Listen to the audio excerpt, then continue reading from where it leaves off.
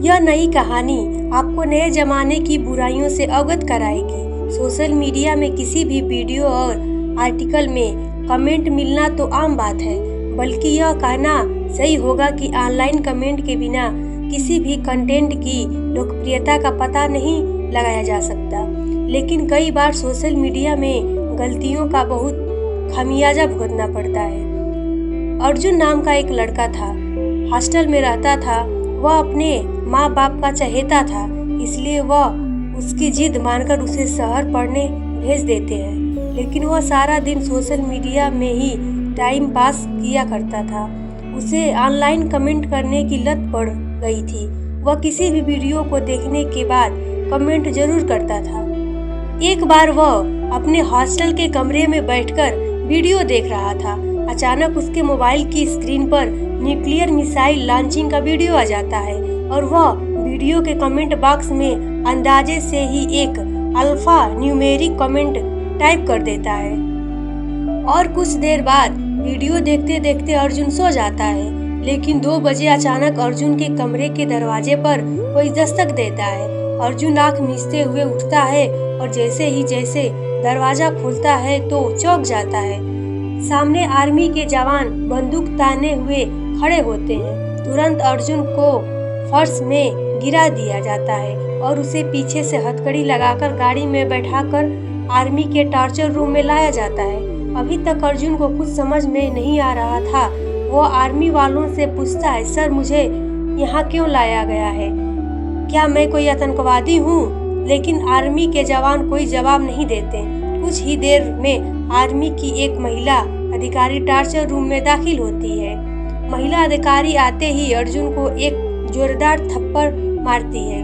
अर्जुन की आंखों से अंधेरा छा जाता है। अचानक किसी लड़की का थप्पड़, वो भी बिना गलती किए। अर्जुन की आंखों से आंसू निकलने लगता है। महिला अधिकारी अर्जुन से पूछती है कि वह सीक्रेट कोड तुम्हें कहां से पता चला? जो तुमने कमेंट में लिखा था वह हमारे न्यूक्लियर लॉन्च का पासवर्ड था, जिसकी जानकारी तो इस देश के प्रधानमंत्री को भी नहीं है। लेकिन तुझे ये पासवर्ड पता चला, कहां से पता चला? जरूर तूने हमारा सिस्टम हैक किया है।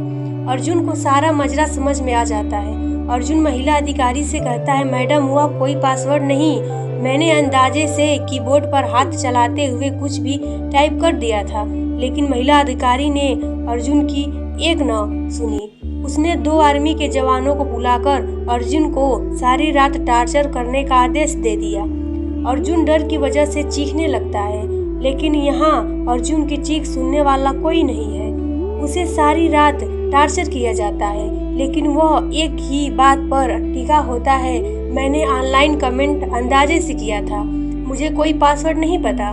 सुबह होते ही महिला अधिकारी टॉर्चर रूम में आती है और उसकी बुरी हालत देखकर टॉर्चर रुकवा देती है। महिला अधिकारी को एहसास होने लगता है कि शायद अर्जुन सही कह रहा है, क्योंकि इतनी मार खाने के बाद भी उसने अपनी बयान नहीं बदला था। लेकिन महिला अधिकारी के पास अर्जुन को निर्दोष मानने का कोई सबूत नहीं है, इसलिए वह साइबर एक्सपर्ट की मदद लेती है, जिससे अर्जुन के बारे में अच्छे से पता लगाया जा सके। साइबर एक्सपर्ट अर्जुन के पुराने डिजिटल रिकॉर्ड की जांच करती है, जिसके अंतर्गत अर्जुन के सारे ऑनलाइन कमेंट पढ़े जाते हैं। साइबर एक्सपर्ट को अर्जुन का एक भी कमेंट देश विरोधी नहीं लगता है और न ही वह किसी आतंकवादी संगठन को फॉलो भी कर रहा है।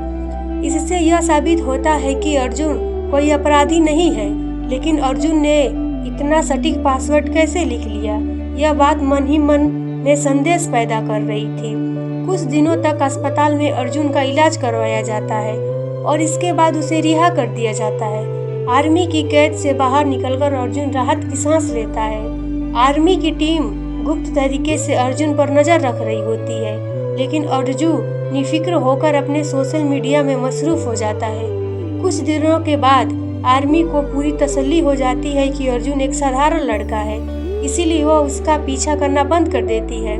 15 दिनों बाद न्यूक्लियर मिसाइल अनुसंधान केंद्र के अंदर ही अपने आप ब्लास्ट हो जाता है और अर्जुन अपने कंप्यूटर के सामने बैठे बैठे मुस्कुरा रहा होता है।